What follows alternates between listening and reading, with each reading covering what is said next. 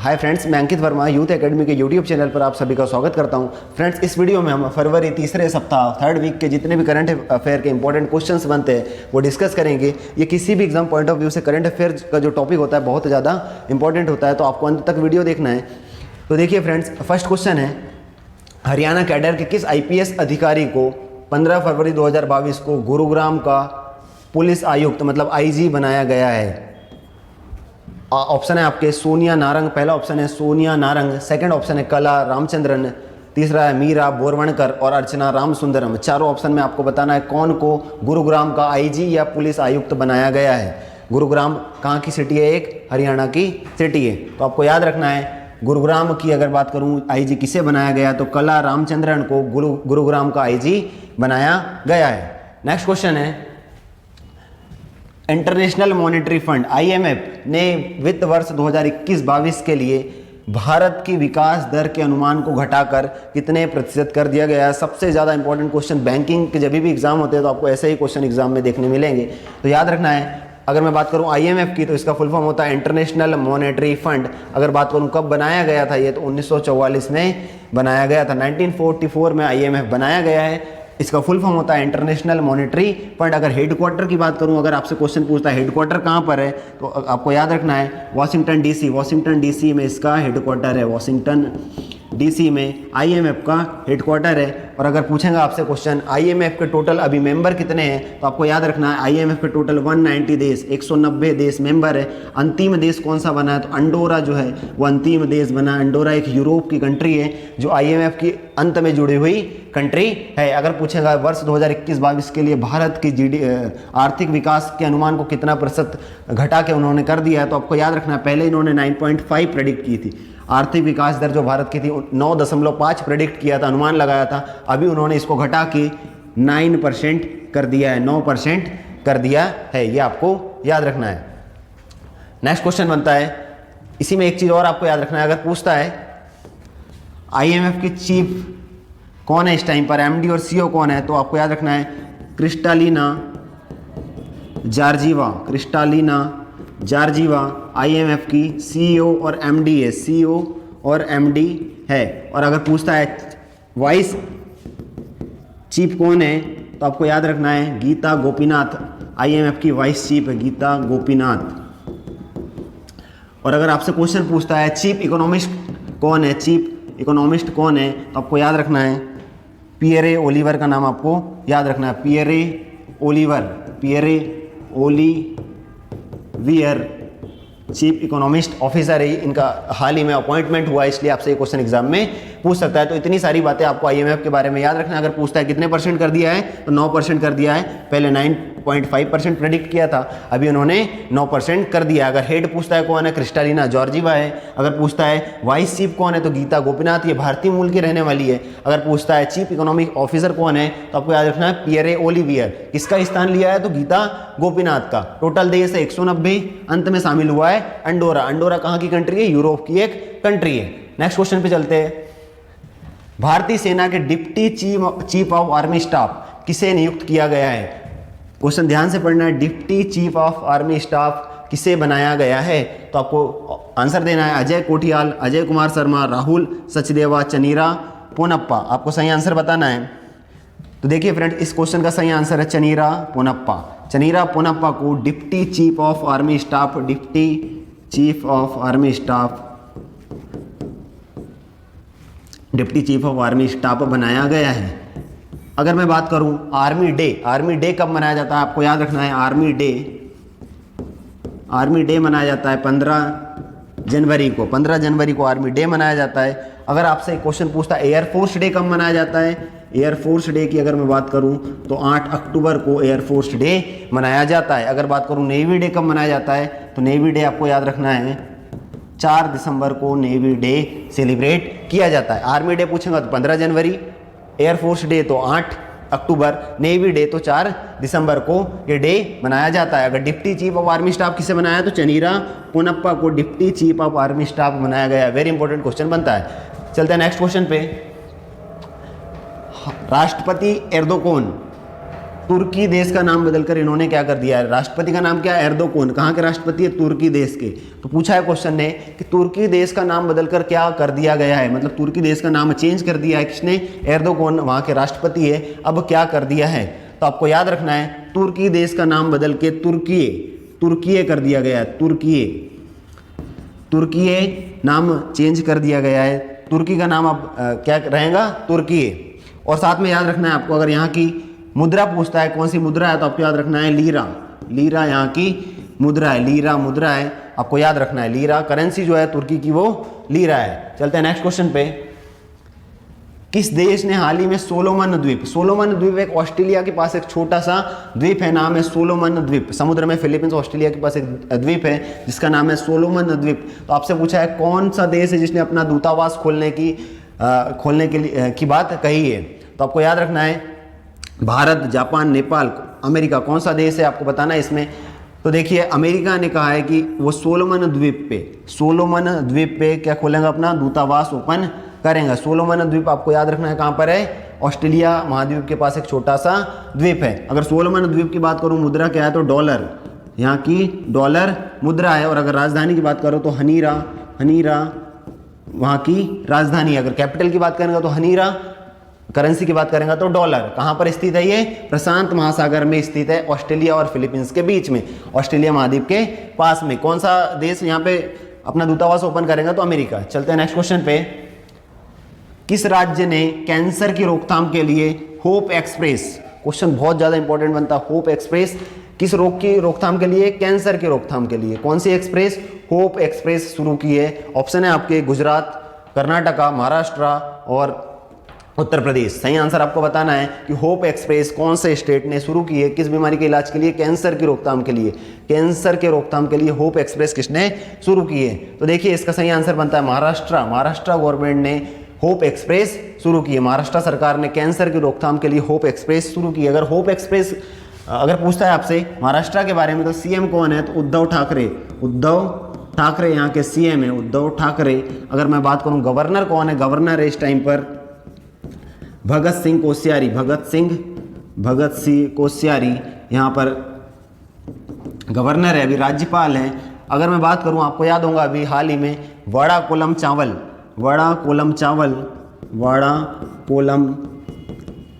चावल और साथ में सफ़ेद प्याज, ये दोनों महाराष्ट्र के हैं जिनको जीआई टैग दिया गया था। आपको याद रखना इन दोनों को क्या मिला था, जीआई टैग दिया गया था, जीआई टैग मिला था। आपको याद रखना है वड़ा कोलम चावल पूछता है कहाँ का है, तो भी महाराष्ट्र का, और सफ़ेद प्याज दोनों इनको जीआई टैग मिला था और दोनों कहाँ के, महाराष्ट्र के। सीएम पूछता है उद्धव ठाकरे, अगर गवर्नर पूछता है तो भगत सिंह कोश्यारी गवर्नर है महाराष्ट्र के।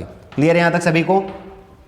कैंसर के इलाज के लिए कौन सी एक्सप्रेस, होप एक्सप्रेस शुरू की। बीमारी का नाम भी अच्छे से याद रखना, पूछ सकता है, और साथ में कौन सी एक्सप्रेस, होप एक्सप्रेस शुरू की है। नेक्स्ट क्वेश्चन है, जल जीवन मिशन के तहत कितने ग्रामीण परिवारों को पानी उपलब्ध कराया जाएगा। मिशन का नाम याद रखना है, जल जीवन मिशन। शुरुआत किसने की थी इस मिशन की, तो नरेंद्र मोदी जी ने की थी। और आपको याद रखना है जल जीवन मिशन के तहत कितने ग्रामीण परिवारों को पानी उपलब्ध कराया जाएगा। ये क्वेश्चन अगर पूछता है तो 9 करोड़ ग्रामीण परिवारों को पानी उपलब्ध कराया जाएगा। 9 करोड़ ग्रामीण परिवार, आपको याद रखना है कितने ग्रामीण परिवार, तो 9 करोड़ ग्रामीण परिवारों को जल जीवन मिशन, कौन सा मिशन, जल जीवन मिशन के तहत पानी उपलब्ध कराया जाएगा। चलते हैं नेक्स्ट क्वेश्चन पे। किस राज्य के आईपीएस केवी राजेंद्रनाथ रेड्डी को नए पुलिस महानिदेशक के रूप में नियुक्त किया गया, मतलब डीजीपी बनाया गया है। कौन से स्टेट के डीजीपी बने हैं, कौन, केवी राजेंद्रनाथ। ऑप्शन है आपके आंध्र प्रदेश, गुजरात, तेलंगाना और कर्नाटका। सही आंसर आपको बताना है।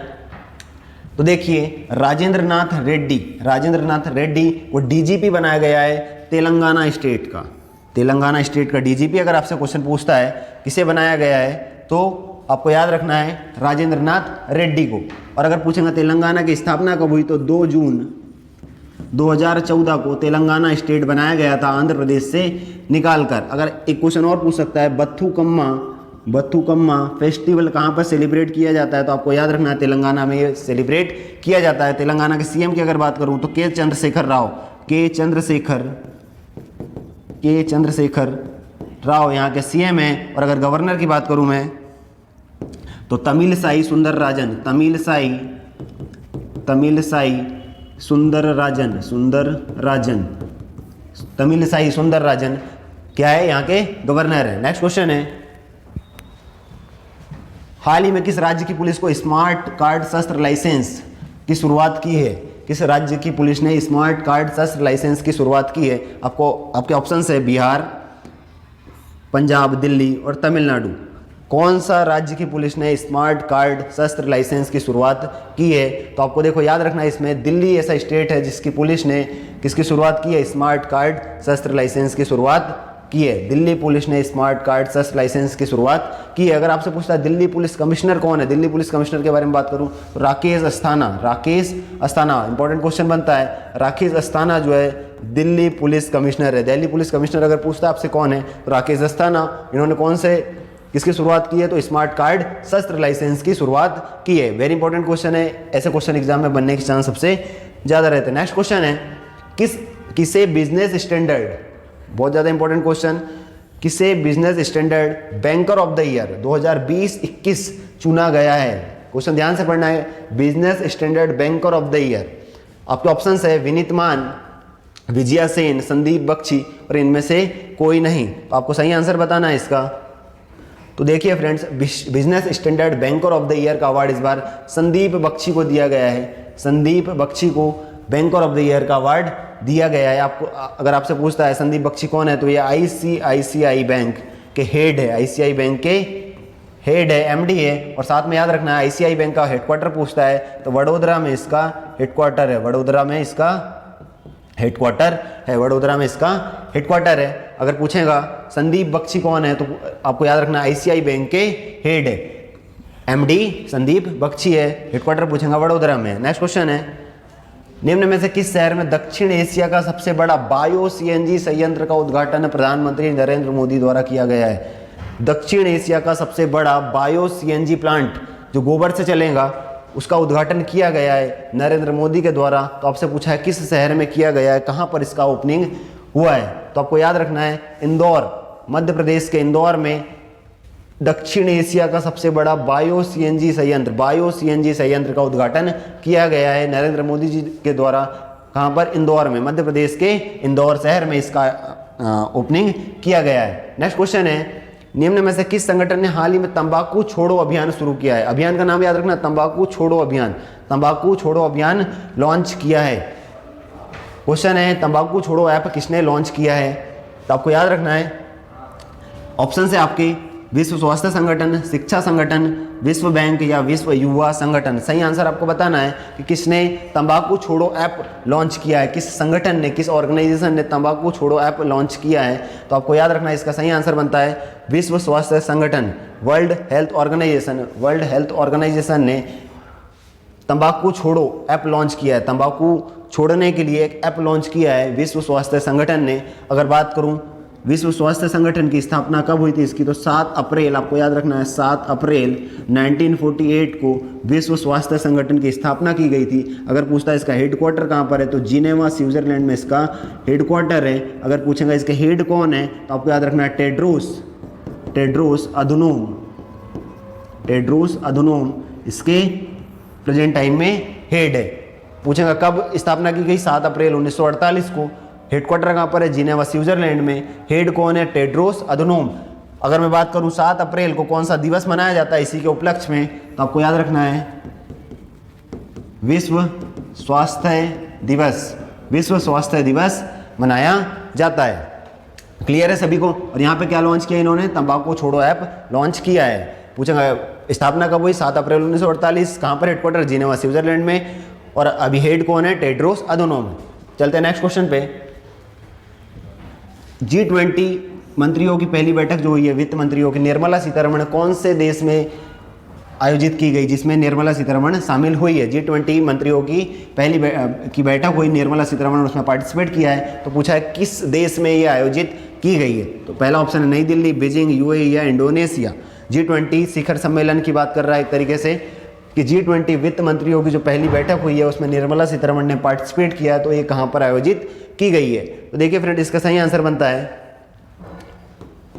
इंडोनेशिया। जो G20 वित्त मंत्रियों की बैठक हुई है जिसमें निर्मला सीतारमण जो हमारी फाइनेंस मिनिस्टर है इन्होंने पार्टिसिपेट किया है, वो इंडोनेशिया में आयोजित की गई है। क्योंकि G20 2022 की जो बैठक होंगी उसका आयोजन कौन सा देश करेगा, तो आपको याद रखना है इंडोनेशिया G20 की बैठक का आयोजन 2022 के लिए करेंगे। अगर आपसे पूछता है इंडिया या भारत कब G20 मंत्रियों की बैठक आयोजित करेंगे, तो आपको याद रखना 2023 में जो बैठक होंगी वो इंडिया में होंगी, 2023 में इंडिया में होंगी। अगर पूछेंगे 2021 में किसने किया था, 2021 में आपको याद रखना है इटली G20 मंत्रियों की बैठक का आयोजन किया था। 22 में पूछता है इंडोनेशिया, 23 में पूछता है तो इंडिया। 23 में G20 मंत्रियों की बैठक किसने आयोजित किया है, तो इंडिया ने आयोजित किया है। चलते हैं नेक्स्ट क्वेश्चन पे।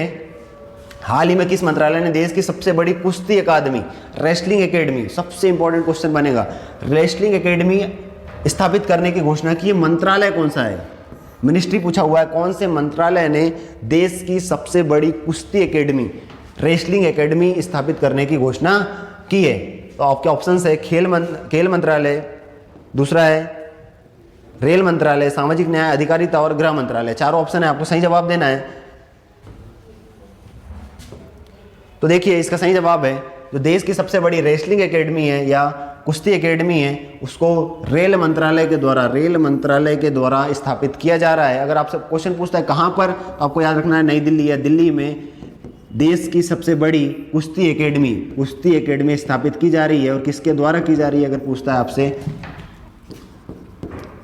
कुश्ती अकादमी कहाँ पर स्थापित की जा रही है, दिल्ली में, किसके द्वारा की जा रही है, रेल मंत्रालय के द्वारा की जा रही है। अगर रेल मंत्री का नाम पूछता है तो रेल मंत्री कौन है, अभी अश्विनी वैष्णव, रेल मंत्री कौन है, अश्विनी वैष्णव हमारे देश के रेल मंत्री है। अश्विनी वैष्णव क्या है, हमारे देश के अभी फिलहाल में रेल मंत्री है। अगर खेल मंत्रालय की बात करूँ, स्पोर्ट्स मिनिस्टर की बात करूँ तो अनुराग ठाकुर हमारे देश के स्पोर्ट्स मिनिस्टर है, अनुराग ठाकुर स्पोर्ट्स मिनिस्टर है। अगर मैं बात करूं सामाजिक न्याय और अधिकारिता मंत्रालय किसके पास में है अभी, तो आपको नाम याद होगा, मध्य प्रदेश के टीकमगढ़ से सांसद है वीरेंद्र सिंह खटीक, नाम है उनका वीरेंद्र सिंह खटीक। ये हमारे सामाजिक न्याय और अधिकारिता मंत्री है। गृह मंत्रालय सभी को पता है, अमित शाह जो है हमारे होम मिनिस्टर या गृह मंत्री है। तो इतनी चीजें आपको याद रखना है। अगर आपसे पूछता है किस मंत्रालय ने रेसलिंग एकेडमी शुरुआत की है, तो आपको याद रखना रेल मंत्री ने। कहां पर की है, तो दिल्ली में। क्या होंगी ये, इंडिया की सबसे बड़ी कुश्ती एकेडमी होंगी। नेक्स्ट क्वेश्चन पे चलते हैं। किस राज्य, ये क्वेश्चन ऑलरेडी हो चुका है शायद, हाँ, केवी राजेंद्र नाथ रेड्डी को पुलिस महानिदेशक मतलब डीजीपी बनाया गया। तो अभी मैंने आपको बताया था तेलंगाना में बथुकम्मा फेस्टिवल भी मनाया जाता है। साथ में आपको एक चीज और याद रखना है, हैदराबाद में अभी संत रामानुजाचार्य की मूर्ति लगाई गई है, तो वो भी आपको याद रखना है, स्टैचू ऑफ इक्वलिटी के लिए। नेक्स्ट क्वेश्चन है, हाल ही में क्वाड समूह भारत, अमेरिका, ऑस्ट्रेलिया और किस देश के विदेश मंत्रियों की चौथी बैठक कहां पर हुई है, ऑस्ट्रेलिया में हुई है। ये भी आपको याद रखना है। बैठक पूछेगा कहां पर हुई है, तो ऑस्ट्रेलिया में आयोजित की गई है। और पूछा है क्वाड समूह में कौन कौन से देश है, 3 नाम तो आपको दे रखे, भारत, अमेरिका और ऑस्ट्रेलिया। भारत, अमेरिका और ऑस्ट्रेलिया का नाम आपको दे रखा है। चौथा नाम पूछा है कि कौन सा देश है जो क्वाड समूह में है। और आयोजित बैठक अगर पूछता है तो ऑस्ट्रेलिया में की गई है। कौन कौन से देश है, तो एक तो देखो क्वाड समूह 4 देशों के समूह को बोला जाता है क्वाड। तो पहला देश है इसमें भारत, दूसरा है अमेरिका, तीसरा है ऑस्ट्रेलिया और चौथा नाम आपको याद रखना है, चौथा नाम है जापान। इन चारों देशों के समूह को बोला जाता है क्वाड। इन चारों देशों के समूह को बोला जाता है क्वाड। इनकी हाल ही में बैठक कहाँ हुई, ऑस्ट्रेलिया में इनकी बैठक आयोजित की गई है। किनकी, विदेश मंत्रियों की। अगर हमारे विदेश मंत्रियों की बात करें, हमारे देश के विदेश मंत्री कौन है, तो एस जयशंकर, आपको नाम याद रखना है, एस जयशंकर हमारे यहाँ के विदेश मंत्री है। ये राज्यसभा से सांसद है। बैठक कहाँ पर आयोजित की गई है, ऑस्ट्रेलिया में। क्वाड में कौन कौन से देश आते हैं, भारत, अमेरिका, ऑस्ट्रेलिया और जापान। इतनी चीजें आपको याद रखना है। अगर सिटी पूछता है तो ऑस्ट्रेलिया के मेलबर्न शहर में क्वाड की बैठक हुई है, क्वाड के विदेश मंत्रियों की बैठक हुई है। चलते हैं नेक्स्ट क्वेश्चन पे। नेशनल प्रोडक्टिविटी डे मतलब राष्ट्रीय उत्पादकता दिवस कब मनाया जाता है, बहुत ज़्यादा इंपॉर्टेंट क्वेश्चन है। नेशनल प्रोडक्टिविटी डे कब मनाया जाता है, तो आपको याद रखना है जो प्रोडक्टिविटी डे मनाया जाता है, यह प्रोडक्टिविटी मतलब उत्पादकता को बढ़ाने के लिए मनाया जाता है। और उत्पादकता कैसे बढ़ेगी, नवाचार लाके। नवाचार का मतलब होता है न्यू टेक्नोलॉजी लाकर प्रोडक्टिविटी को बढ़ाया जाएगा। नवाचार लाके उत्पादकता को बढ़ाया जा सकता है। तो आपसे क्वेश्चन पूछा है, राष्ट्रीय उत्पादकता दिवस कब मनाया जाता है, नेशनल प्रोडक्टिविटी डे कब सेलिब्रेट किया जाता है। आपके ऑप्शंस है यहाँ पर, 10 मार्च, 12 फरवरी, 18 अगस्त या 25 मई। तो इसका सही आंसर बनेगा 12 फरवरी को नेशनल प्रोडक्टिविटी डे राष्ट्रीय उत्पादकता दिवस मनाया जाता है। राष्ट्रीय उत्पादकता दिवस सेलिब्रेट किया जाता है। राष्ट्रीय उत्पादकता दिवस मनाया जाता है।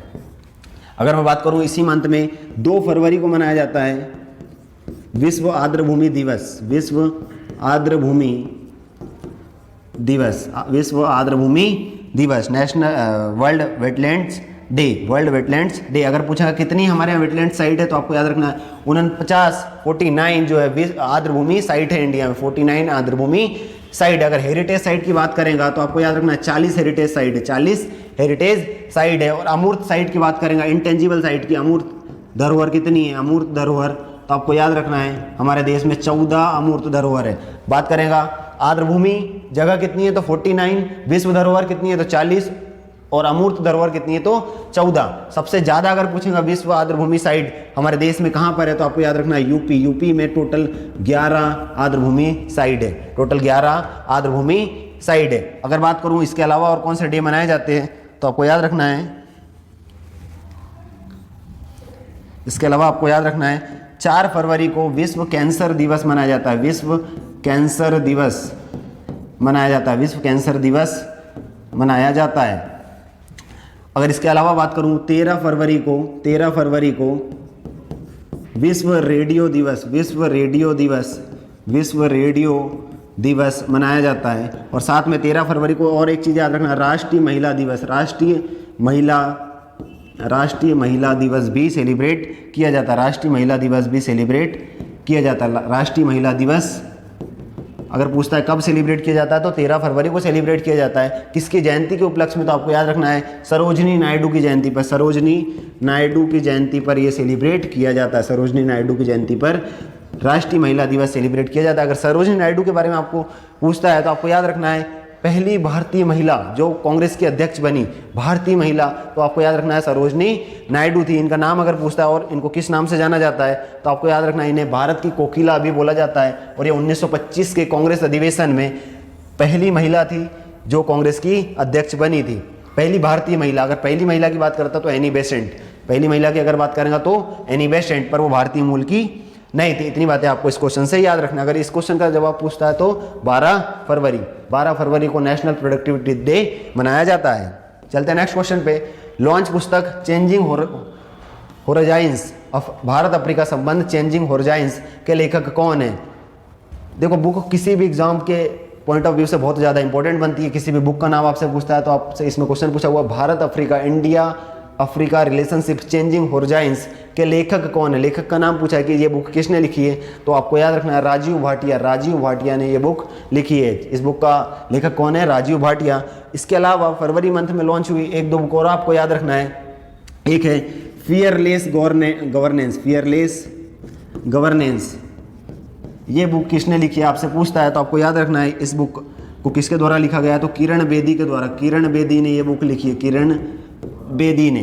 और अगर आपसे पूछता है golden boy Neeraj Chopra, golden boy Neeraj Chopra book किसके द्वारा लिखी गई है? नीरज चोपड़ा। तो आपको याद रखना है नवदीप सिंह गिल। गोल्डन बॉय नीरज चोपड़ा पूछेगा तो नवदीप सिंह गिल, और फियरलेस गवर्नेंस पूछता है तो किरण बेदी, नवदीप सिंह गिल।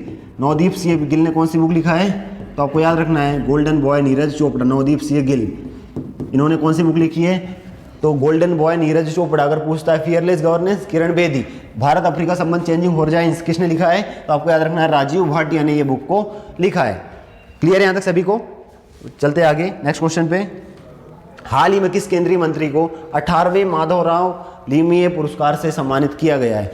ये महाराष्ट्र का एक पुरस्कार है, महाराष्ट्र गवर्नमेंट द्वारा दिया जाता है। माधवराव लीमिये पुरस्कार दिया गया है, माधवराव लीमिये पुरस्कार दिया गया है। तो आपको याद रखना है कौन से नंबर का, 18वें नंबर का किस मंत्री को दिया गया है या किस केंद्रीय मंत्री को दिया गया है। तो जवाब देना है इसका सभी को। तो देखिए फ्रेंड्स, इसका सही जवाब है नितिन गडकरी। नितिन गडकरी को इस बार माधवराव लीमिये पुरस्कार मिला है। अगर नितिन गडकरी के बारे में आपसे पूछता है कहाँ से सांसद है तो नागपुर संसदीय क्षेत्र से सांसद है। नागपुर संसदीय क्षेत्र से सांसद। और साथ में हमारे रोड और परिवहन मंत्री, हाईवे मिनिस्टर कौन है तो नितिन गडकरी है। नेक्स्ट क्वेश्चन है भारत का पहला बुलेट ट्रेन रूट कौन सा होगा? इंपॉर्टेंट क्वेश्चन है कि बुलेट ट्रेन जो चलेंगे इंडिया में पहली बार जो रूट रहेगा उसका वो कौन सा रहेगा? तो बहुत इजी आंसर है इसका, जो बुलेट ट्रेन का रूट रहेगा वो रहेगा मुंबई अहमदाबाद। मुंबई और अहमदाबाद के बीच भारत की पहली बुलेट ट्रेन चलेंगी। अगर पूछता कब तक चलने का अनुमान है, कब तक ये चल सकती है, तो आपको याद रखना 2026 तक, 2026 तक मुंबई अहमदाबाद के बीच बुलेट ट्रेन चलना प्रारंभ हो जाएंगी। चलते हैं नेक्स्ट क्वेश्चन पे। मद्रास उच्च न्यायालय के मुख्य न्यायाधीश कौन बने हैं? मद्रास उच्च न्यायालय के मुख्य न्यायाधीश कौन बने हैं? अगर मद्रास उच्च न्यायालय की बात करूं तो ये भारत का दूसरा सबसे पुराना उच्च न्यायालय है। कोलकाता के बाद अगर कोई दूसरा सबसे पुराना उच्च न्यायालय अगर पूछता है, हाईकोर्ट अगर पूछता है कौन सा है, तो आपको याद रखना है मद्रास उच्च न्यायालय।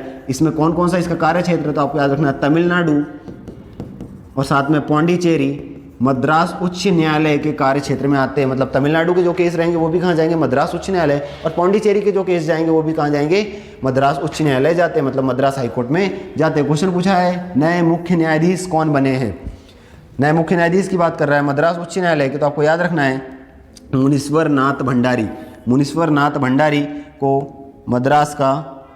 मद्रास हाईकोर्ट का नया मुख्य न्यायाधीश बनाया गया है, चीफ जस्टिस बनाया गया मुनीश्वर नाथ भंडारी को। मद्रास हाईकोर्ट का चीफ जस्टिस अगर पूछता है तो मुनीश्वर नाथ भंडारी। कार्य क्षेत्र पूछता है तमिलनाडु और पौंडीचेरी, मतलब इसका ये मतलब हुआ कि तमिलनाडु के केस और पौंडीचेरी के केस सब कहाँ जाएंगे? मद्रास उच्च न्यायालय में। ये दूसरा सबसे पुराना हाईकोर्ट है। चलते नेक्स्ट क्वेश्चन पे।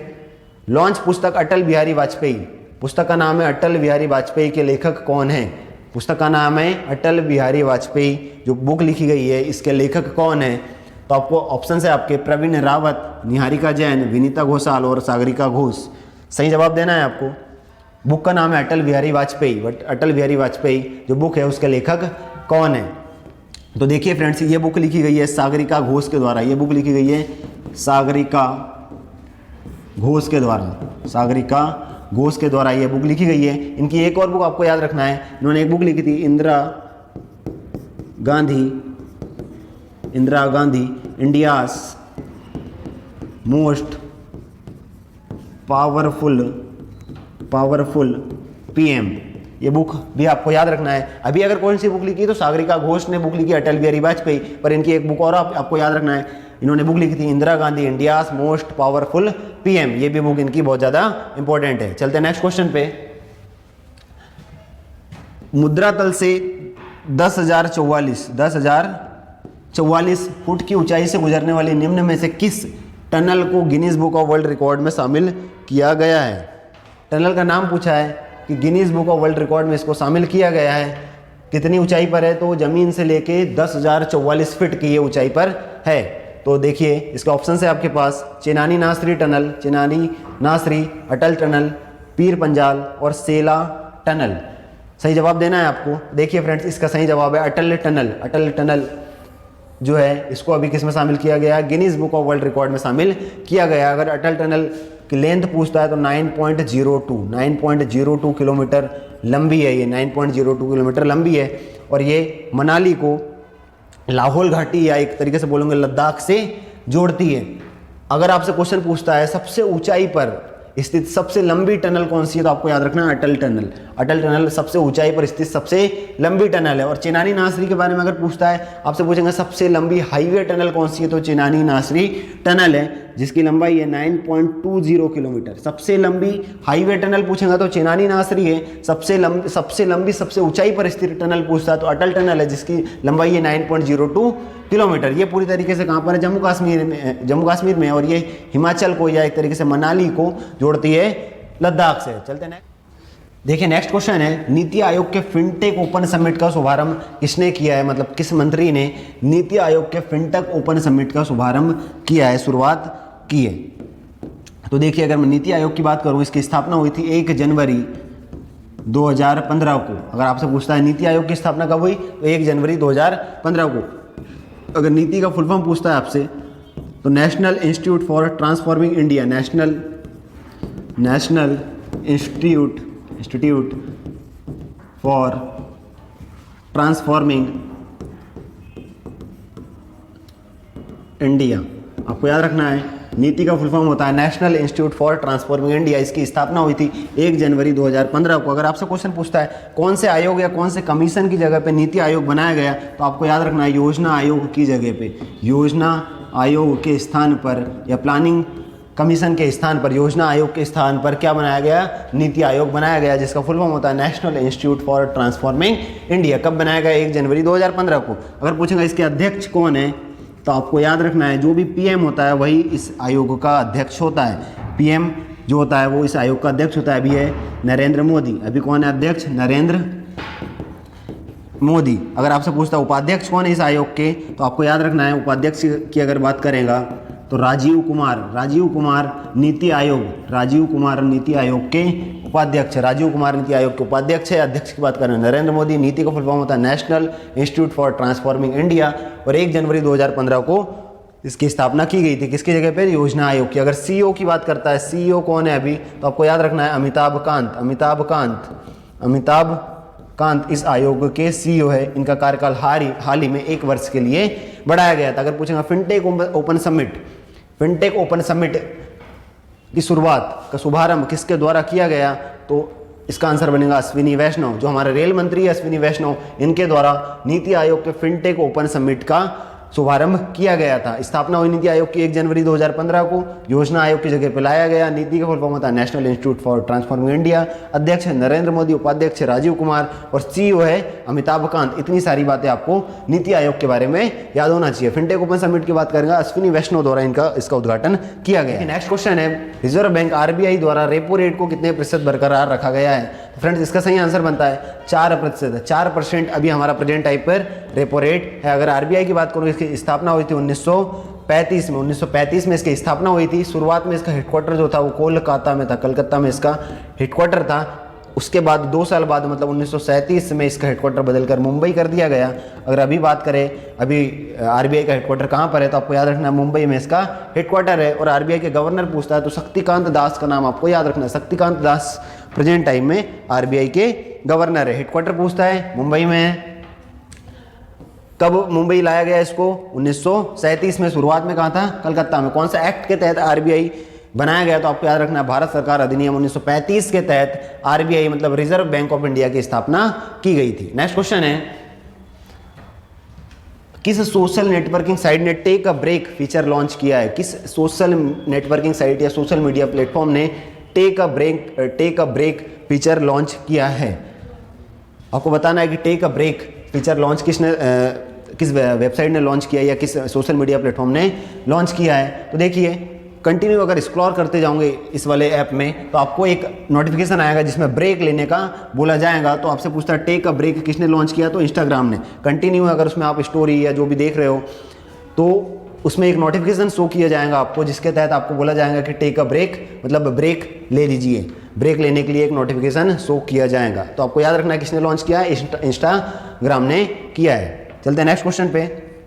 भारतीय राष्ट्रीय महिला दिवस कब मनाया जाता है? भारतीय राष्ट्रीय महिला दिवस अगर वर्ल्ड विश्व महिला दिवस पूछता है तो मनाया जाता है 8 मार्च को विश्व महिला दिवस मनाया जाता है। पर यहाँ पे बात कर रहा है राष्ट्रीय महिला दिवस की, तो आपको बताना राष्ट्रीय महिला दिवस किस तारीख को, किस डेट को सेलिब्रेट किया जाता है। तो देखिए फ्रेंड्स 13 फरवरी को राष्ट्रीय महिला दिवस मनाया जाता है। राष्ट्रीय महिला दिवस मनाया जाता है। किसकी जयंती पर मनाया जाता है? अगर आपसे पूछेंगे तो सरोजनी नायडू की जयंती पर राष्ट्रीय महिला दिवस मनाया जाता है। और 13 फरवरी के बारे में एक चीज़ और आपको याद रखना है, विश्व रेडियो दिवस भी मनाया जाता है। विश्व रेडियो दिवस भी सेलिब्रेट किया जाता है। तो आपको याद रखना है अगर विश्व रेडियो दिवस के थीम में पूछता है तो आपको याद रखना है रेडियो एंड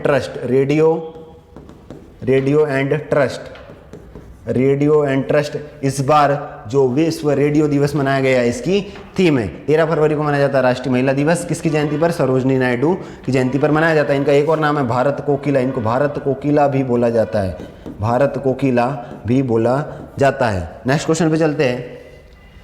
किसने प्राकृतिक खेती को बढ़ावा देने के लिए जीवा कार्यक्रम शुरू किया? जीवा कार्यक्रम किस डिपार्टमेंट के द्वारा शुरू किया गया है या किस ऑर्गेनाइजेशन के द्वारा शुरू किया गया? इसमें पूछ रहा है जीवा कार्यक्रम शुरू किया गया है प्राकृतिक खेती को बढ़ावा देने के लिए।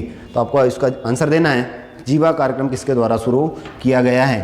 पहला ऑप्शन है आपका सेबी, भेल, नाबार्ड और विप्रो, किसके द्वारा जीवा कार्यक्रम शुरू किया गया है? तो देखिए फ्रेंड्स, इसका सही आंसर बनता है जीवा कार्यक्रम जो है नाबार्ड के द्वारा शुरू किया है। नाबार्ड के द्वारा जीवा कार्यक्रम शुरू किया गया है। अगर मैं नाबार्ड की बात करूं, इसका फुल फॉर्म क्या होता है? तो नेशनल, आपको याद रखना, national bank for agriculture and rural development. National bank for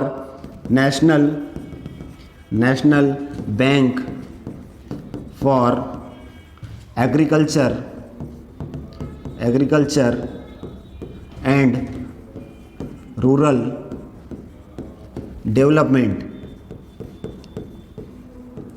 ये नाबार्ड का फुल फॉर्म होता है। नाबार्ड ने इस बार जीवा कार्यक्रम शुरू किया है। अगर बात करूं मैं इसकी स्थापना कब हुई थी, तो 15 जुलाई, आपको याद रखना है 15 जुलाई 1982 1982 में नाबार्ड की स्थापना हुई थी। अगर पूछेगा हेड कौन है प्रेजेंट टाइम में, तो आपको याद रखना जी.आर.